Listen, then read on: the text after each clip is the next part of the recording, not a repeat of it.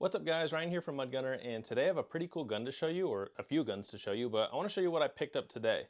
So, I recently just got this Benelli M1 Super 90, and this is a SBS. It's a short barrel shotgun, and what's cool is this was actually a police trade-in. So, some law enforcement agency had these, and when they sell them, you do have ways to buy them.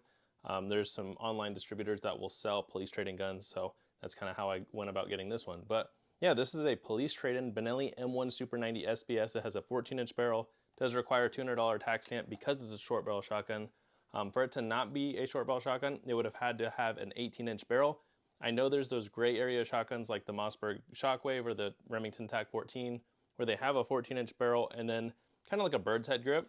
If you put a stock on that, you have to do a $200 tax stamp. So those are kind of gray area guns. This is a registered short barrel shotgun because it's shoulder fired. So hopefully that clears up any confusion there might be, because I know it gets kind of weird. So yeah, NFA item, requires tax stamp. But what's cool is I started the tax stamp process. Well, I technically started it last week, but I certified my Form 4, which is the tax stamp. I certified it Monday morning and it got approved on Wednesday in the afternoon. So a 2-day turnaround time. It was over 48 hours, but we're gonna just say a 2-day turnaround time to get a short barrel shotgun, which is really cool. That is my fastest tax stamp so far. Prior to that, I got my Griffin Recce 7 suppressor. I submitted that one on a Thursday, got it the next Tuesday. So that was my fastest, but now we have a new record. The only record I want to get now is where I submit it like early morning one day and pick it up the same day. That'd be really cool. But yeah, I haven't done a shooting video on the Benellis in a while. I've done a couple shorts here and there, but I want to show you guys a standalone shooting video here soon. I just wanted to show you this one today and some of the other Benellis that I've been collecting. There's just a few more that I want to get, and I know it's kind of overkill as it is, but what I have here is I have the M1 Super 90, I have an M3, I have a couple M4s now, and then I have a Nova. So the two that I'm missing that I would like to get is I want a Benelli M2, which is about the same thing as this. I want to get a Benelli Supernova, which is about the same thing as that. So that would kind of cover most of the Benellis that I want to own. I also would like to get an SBS Benelli M4, like the entry model or the tactical M4, whatever they call it. But the ones I have here are both the standard barrel length. I think they're 18-inch barrels. So, I mean, they have to at least be 18-inch barrels, but I don't think they're 20-inch barrels. So we're going to just run down the list of all the Benellis I have. But yeah, this is the one I picked up today.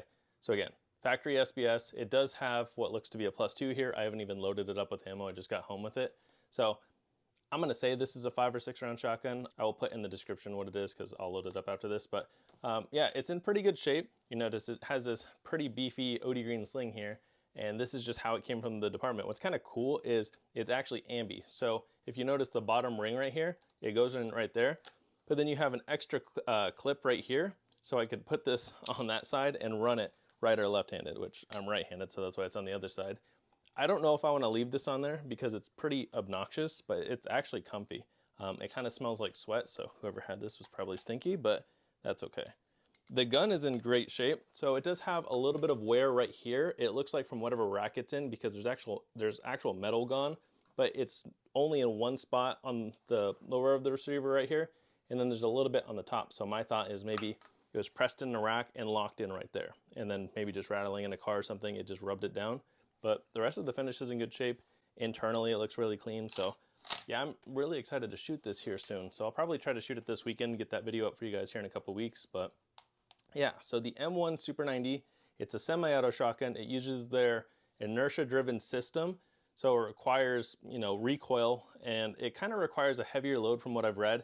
I don't know how well it'll cycle birdshot. I've also read reviews where if you put like a side saddle or something on here and you try to shoot it, or even certain flashlights, it could mess with how well this gun performs. So that's kind of something to note if you buy an M1 or maybe an M2. I've really only read it on the M1s, but you can affect how well the gun cycles by adding a light, by adding a side saddle. So I don't know, maybe I'll do it. I don't see myself needing to, but this would be a kind of cool like truck gun. I wouldn't leave it in the car because I don't want someone to steal it, but that's probably what it was in a law enforcement agency.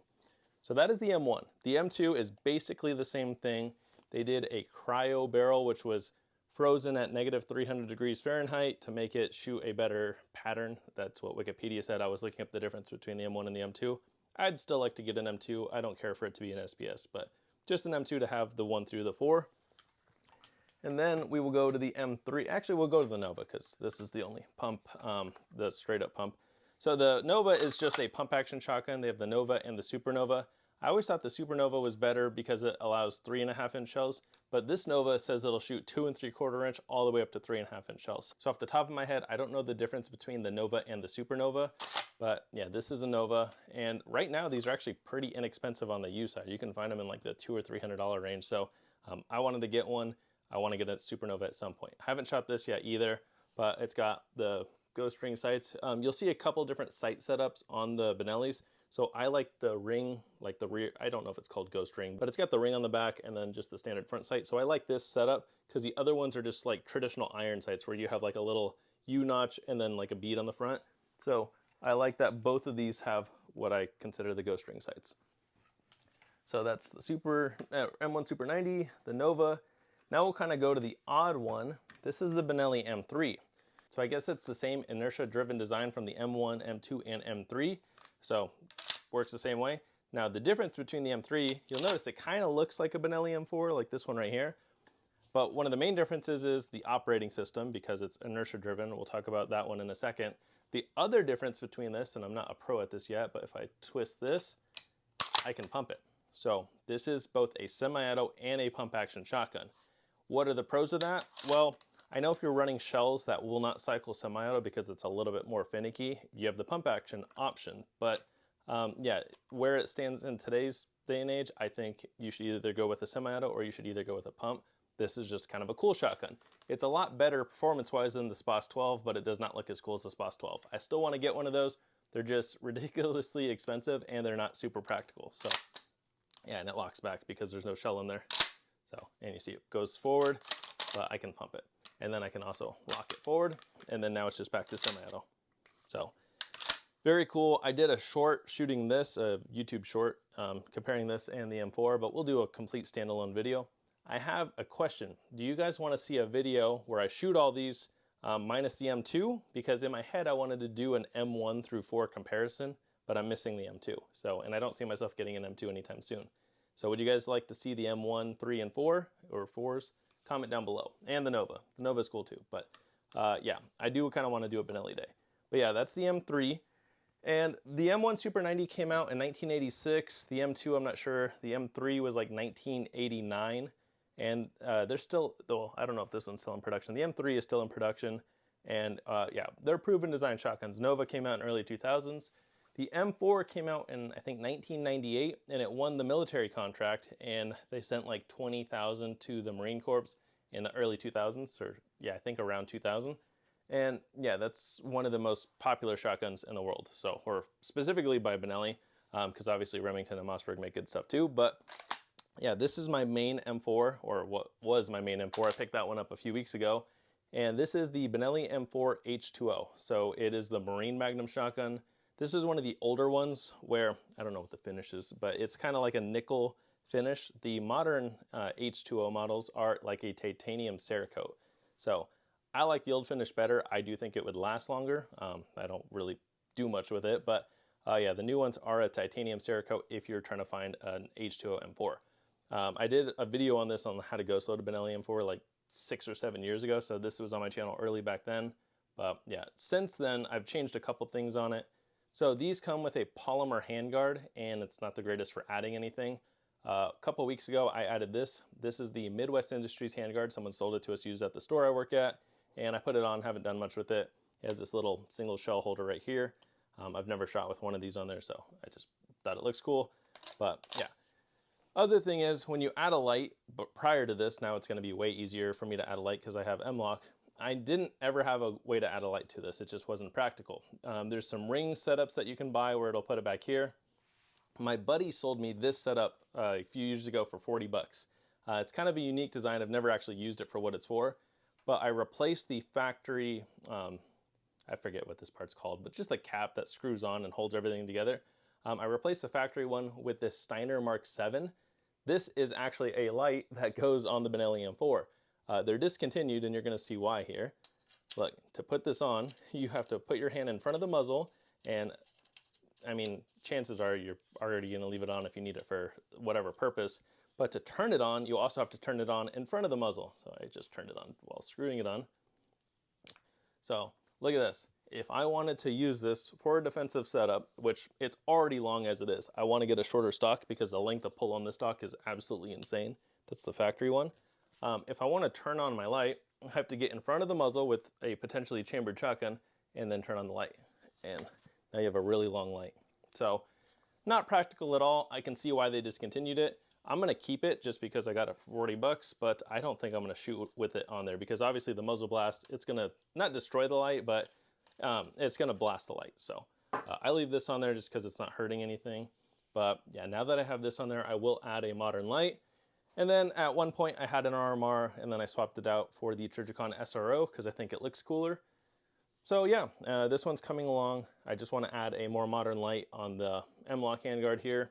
And then I want to get the shorter stock by Mesa Tactical because I just need a shorter length of pull, maybe like right here. It would make a big difference because this one I have to go really far out. So, I mean, this is really long. But yeah, that's the H2O M4. I do love it, and yeah, I've had it for years. Now we're going to go with my more recent M4 pickup. Again, I picked this up like a few weeks ago, and this one's really cool. So this is a Benelli M4, but it's like a Mod 2 or a Gen 2. I don't know how they label it, but this thing is really cool in a lot of ways. So with this one, I bought a factory 7-round tube for it. Someone actually sold it to us, a titanium one of all things. So someone sold us a 7-round titanium tube because it did come with a 5-round tube plus just a spacer right here. So I didn't like that. So now it's a 7+2, and I did show a video on how to ghost load it to make it +2 instead of +1. This one came from the factory as a 5+2 because this is an extension. It's not a full 7-round tube, but that's how it came from the factory. And what else is cool is it came with this rail, it came with a collapsing stock, and this collapsing stock is a lot better than their old ones. I don't have one here to show you, but basically the old one would twist in and out. It's kind of weird. This one, there's just a button right here. You press this and it'll go in or out. You don't have to twist anything. So it locks in a few different spots, but yeah, very cool. You can get it very short. With this and a 14-inch barrel, it'd be pretty sick. But I like that now. I can run it a little bit shorter. That's a little too short. So I can run it much shorter and it feels way more comfortable. So this one also comes with its own little proprietary rail system here where you have to screw in the pick rail sections. I don't mind that because I can keep it slick where I want it to be slick and then add a rail section like right here where I added this cloud defensive owl. The other cool thing is this thing requires 6 screws to go on there. And to take it off, I would need to take all 6 screws out, and it's kind of a process. This one, if I want to take this off to get to the system in here, and I'll talk about that in a second, you just unscrew this, the barrel pops off, and the rail slides off with it. So it's just held in place by this ring right here. When I unscrew this, it will take everything off. And it's super cool. I think that was very smart on how they designed it. So take this off, and it's captured. Your spring's not going to shoot out. Okay, press this, pop that. So my barrel will come off, and so does this rail, which it's a little stiff right now.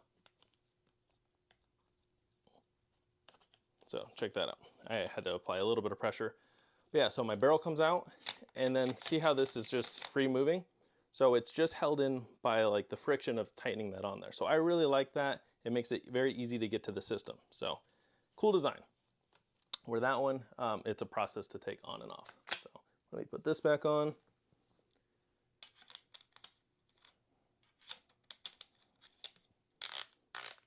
So that just holds everything in place and it's not going to move. So very cool design. I like that. Now the difference in the operating system from this, because it's semi-auto only, this is an Argo system. So it's an auto regulating, gas operated. It has 2 piston rods on the side so that when you're shooting, those piston rods cycle your bolt carrier group. And it's meant to run a variety of stuff without any adjustments. In my experience, I let this one sit for like, well, 2 things. It did not cycle very well with birdshot for the first 200 rounds. After the first 200 rounds, it was fine. The other thing that I had with it is I let the shotgun sit for like 2 years without shooting it. And then I picked it up, took it to the range, tried to shoot it, but those piston rods were stuck in place. And I cleaned the shotgun before I let it sit there for 2 years. But when I went to shoot it, basically it would not go all the way into battery. So those piston rods were both just stuck, and I had to disassemble it, clean it, and then it worked fine after that. So that was the only issues I ran into. That is, did not cycle properly for the first 200 rounds, and then just the piston rods got stuck. This one, and I bought it used. This one I bought used, no issues with it since, but I've only taken it out 1 time so far. As far as other features, because this is a Gen 2, So mine has a removable choke. I had to buy a choke that allows me to shoot slugs through it because I think it was able to run buckshot, but the choke was too tight to run slugs. So I had to buy a different choke for this one. This one comes with a fixed choke and it allows you to run slugs, buckshot, whatever. So it's not removable though, it is fixed. Other thing is this has an enlarged bolt release and an enlarged charging handle where this one is much smaller. So those are just some of the features that they changed on the Gen 2s or this version, but I really like it, and I think it's cool to have them both, and I do like this adjustable stock a lot. So that one I'm going to just buy another fixed stock, but yeah. So that is the Benellis that I currently have, and I will show you guys a range day video with them soon. I'm pretty excited to have these, and yeah, I'm just excited to shoot them because I've only taken this one out once, and I just picked that one up today. So thank you guys for watching. I hope you enjoyed, and you guys are going to see these on the channel here real soon.